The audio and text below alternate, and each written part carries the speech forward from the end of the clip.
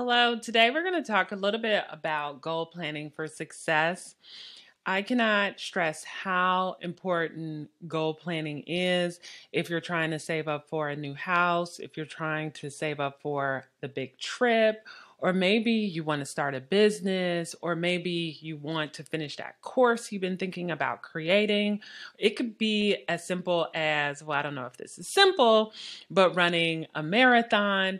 But whatever your goal is, be it personal or professional, it's good to make sure that you have a plan for it. And I know you've heard a million times about SMART goals and some other tips. So I am hoping that this video just quickly helps demystify what you need to do in order to set some really good goals and actually achieve them. My name is Nache Snow, and for more goal planning tips, head on over to nachesnow.com/plan, and you'll get more goodies and advice over there. I love productivity. I love being productive. I love getting things done. I think the word productivity has become a dirty word these days, but I'm like, I still love it.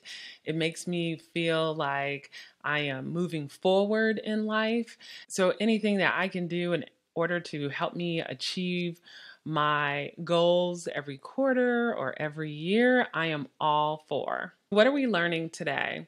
Today, we're going to learn how to set achievable goals and develop the mindset needed to accomplish them. And again, whether you're looking to jumpstart your career, start a new business, or simply find balance in your life, I believe this session will help you pave the way to success. So why set goals? Goals give us a direction, a purpose in life. They provide us with a roadmap to follow and a destination to strive for. When we have clear goals, we're more motivated to take action, overcome obstacles, and ultimately achieve success. And so whenever I talk about goals, the first thing that I talk about is mindset. And I define mindset as mindset is the attitude and belief system that shapes our thoughts, our actions, and outcomes. It's the difference between seeing challenges as obstacles or opportunities and believing in our ability to overcome them. A lot of times people have the toolkit to get what they need done. It doesn't take any extra money. You're not dependent on other people. Like for a lot of goals, you have everything you need. It's just you have to believe you can do it. Of course, that's not for every goal. Some goals, you need more than a little bit of mindset, right? But it starts with believing that you can accomplish what you want to do. If that is not there, if you don't believe in yourself, if you don't believe that you can do what you say you want to do, then it's really going to be hard to actually motivate yourself to take action. And then two, it's going to be really hard in order to get it done because you're working against yourself. Your mind is working against itself because if you don't believe it can be done, then how are you going to actually get it done? You have to know that even if it feels impossible, that you can do it. So a little bit more on mindset. Your mindset or your attitude and beliefs about yourself and your ability, again, plays a crucial role in your ability to achieve your goals. It's important to cultivate a positive and a resilient mindset, one that believes in your potential, embraces challenges as opportunities for growth, and remains steadfast in facing setbacks. Oh my goodness, because you are going to get some setbacks and you're going to have a strong mindset because even when all is going wrong, you still have to pick up and keep going. And also remember, your mindset can either propel you forward or hold you back. So choose to adopt a mindset that empowers you to succeed. And this takes a little work. I'm not saying it's easy, but it can be done. Okay, so you're on board. You agree with me. You have to have the right mindset. You have the right mindset. You're like, let's go. Let's do this. I want to know the formula. What do I do? SMART goals. How many times have you guys heard of SMART goals? I know you've heard it a million times and you're like, what in the heck is SMART goals, right? So SMART goals is one of the most popular frameworks for setting and achieving your goals. Is it the only one? No, but it's the one that I think people use and and quote the most because it's really catchy. The SMART, because S stands for specific, M stands for measurable, A stands for achievable, R stands for relevant, and T stands for time bound. And so it's really easy for people to wrap their head around those 5 elements that create a good goal. And so these 5 things will increase your likelihood for success and help you stay accountable. And so let's talk about what each one is. So specific is when you clearly define what you want to accomplish. And I'm going to give you some examples in a second. Measurable, think about it like this. You're setting the criteria to track your progress.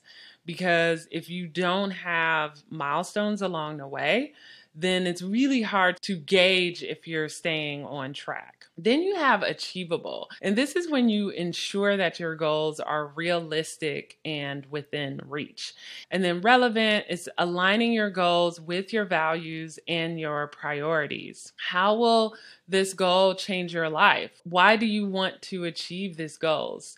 These are all the reasons that will stick with you when the going gets tough. And then time bound, of course, you're setting deadlines to create a sense of urgency. If you have goals that have literally no time frame to them, you're just gonna keep passing the buck. You're gonna be like, oh, I'll get to it next week. And before you know it, you're gonna be like, oh my goodness, another year has passed. Let's look at some examples on how we can put these into action if we were writing them out. So let's make it specific. You want to complete a professional certification in project management. So that is specific. You want to get your certification. Measurable would be, okay, enroll in a project management course and track progress through completion and modules and assignments. Achievable would be, okay, looking at your schedule, what can you do? Allocate at least 5 hours per week for study and coursework. Looking at your life, what can you truly accomplish? Relevant, an example could be acquiring a project management certification will enhance my career prospects and open doors to a higher paying job opportunities. You have to want this, you have to crave it. I was reading a book recently, The Power of Habits. And when it comes to changing a habit, the author talked about that there has to be this cue, something that kicks off the routine, and then you have this craving, and then there's a reward. And the power of habit is another way of thinking about this. But I just bring that up because to me, the relevancy is the craving part. Why is this important? Why do I want to do this? And then time bound, an example of that is you want to get this certification in 1 year. And so now you see how all of this comes together in order to have a goal. Your ultimate goal is to complete this professional certification in 1 year, and you know exactly what you want to do because you have that in the measurable section. You know how you're going to make it achievable. You can add it to your calendar, and your why, which is the relevant. And so it all comes together. Let's do another example of how you can break down your goals so then you have this plan. Let's say you want to increase your monthly income by 20%. And by making it measurable, you're going to track your financial statements and you're going to compare it against your baseline. What are you making now? To make it achievable, you might research and implement additional freelance projects or side gigs to supplement your current income. So it's like, what can you do? What can you truly do that will move the needle? Not like that someone online said, oh, you could do this. You could be an Amazon, you could write a book. You could do this. No, if this is your goal, what do you know for sure if you start doing, be it an Uber driver or whatever, that you could start making that money in order to meet your goals? And relevant could be something like increasing your income might align with your goals of achieving financial stability and providing better opportunities for your family. So that's your craving. Like, that is why it's so important for you to do this. And then you give it a time. So you want to achieve this, let's say, in the next 6 months. Increase your monthly income by 20% within the next 6 months. So I hope this gives you an example. I've just thrown two more on the screen, one for a 5K charity and the other is for reading 12 books on personal development and self-improvement. And I throw these on the screen just to give you an example of how this formula, the SMART goal formula, can be used for anything, even just reading 12 books, right? So it doesn't have to be as weighty as increasing your finances. It can be as simple as just increasing your education or increasing your reading for enjoyment. But when you break it down with the specific, measurable, achievable, relevant, and time-bound framework, it really helps you put your arms around it, so then you can figure out what you need to be doing daily, weekly, hourly, whatever it may be, in order to make sure that you achieve your goals. What are my goals? I don't even know what my goals are, Nache, or I have so much going on in my head. Where do I even begin? I'm going to walk you through my action steps. So I'm just going to mention the 6 action steps, and then I'm going to provide you an example of how I use those action steps.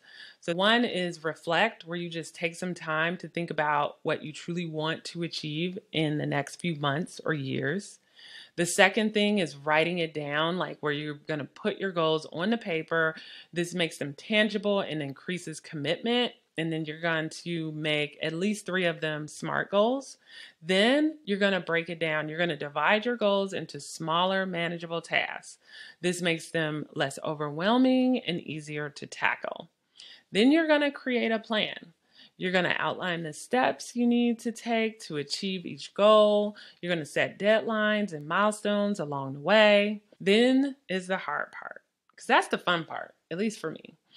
But the hard part starts at number 5, staying accountable. And this is where you share your goals with someone you trust, or you join a support group. And having that accountability will help keep you motivated and, of course, keep you accountable. And then last but not least, number 6 is adapt and persist. Be flexible and open to adjusting your plan as needed. Stay persistent when you're faced with challenges. Just keep it moving. So what do these 6 goals look like? So you've reflected, and now you've written down your goals, and you're like, okay, making one of my goals a SMART goal. And let's say it's the complete a professional certification in project management one that we talked about earlier, where you know your why, you know you need to allocate 5 hours, that you want to do this in a year. So what does it look like to break it down? When you break this down, sometimes I like doing this on a piece of paper, but I'm going to be like, okay, I'm a research certification programs. I need to enroll in a course. I need to create a study schedule. Okay, I need to complete my modules and assignments. What else do I need to do? I need to review and practice. I might need to seek some support and some resources, and I might need to track progress. So what you're doing when you're breaking down your goal even further is thinking about all the things that you need to do in order to get that goal done. So that's what I meant by breaking it down. And then the next step, remember I was saying you need to create a plan. So depending on the time frame of your goal, sometimes the plan is going to be days, sometimes it's going to be in weeks, sometimes it's going to be in months.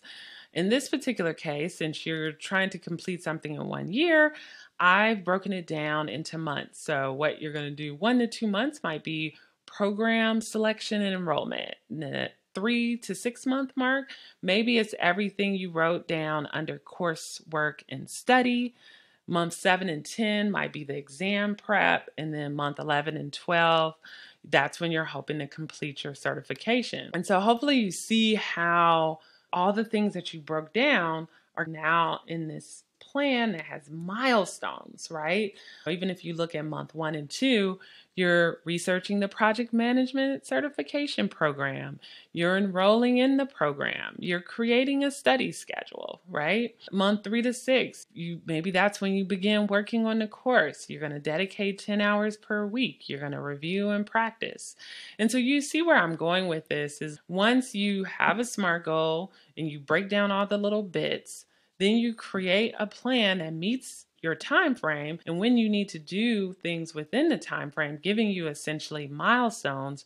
So then every week or day or whenever, okay, have I done these things? Am I close to doing these things? What do I need to add in my calendar to make sure that I am accomplishing my goal? So that is it. You got it. You got the reflect, you got the write it down, which includes the SMART goal. You got how to break it down. You got the create a plan. So now we're going to talk about staying accountable. When it comes to staying accountable, one of the keys to achieving your goal is holding yourself accountable. And you can do this by sharing your goal with a trusted friend, joining a support group, or even setting regular check-ins with yourself. And sometimes I'll talk to my phone and I'm like, hey Siri, remind me in 5 days to do X, or ask me in 5 days, have I done this? And that's how I hold myself accountable. And when you have someone or something to answer to, you're more likely to stay on track. You're going to keep pushing forward even when things get tough. And speaking of the tough times, let's remember that setbacks are a natural part of this journey. Do not give up. Do not get frustrated. Just keep it moving. Give yourself 60 seconds to complain and then keep it going. Just keep it moving. So don't be discouraged if you miss a milestone or encounter a roadblock along the way. Just instead use it as an opportunity to learn and grow. And remember, it's not about how many times you fall down, but how many times you get back up. And also remember to celebrate the wins, no matter how small they may seem, whether it's achieving your milestone, overcoming a challenge, or simply sticking to your plan for a week. Take a moment to acknowledge and celebrate your achievements. It's so important. Celebrating your wins not only boosts morale, but also reinforces your commitment to your goals and motivates you to keep pushing forward. That's it, folks. It's just adapting and persisting and not giving up. So I hope you found this to be informative. I hope it gave you a new way of thinking about SMART goals and how you can incorporate it into a larger plan. Remember, you could achieve anything that you set your mind towards, and you have the power to turn your dreams into reality. I hope you guys enjoyed this video. If you do, please subscribe. Again, my name is Nache Snow. I do productivity videos, and I also share my journaling and crafting projects. So a little bit of everything from a fellow creative. And if that's your thing, please subscribe. Take care.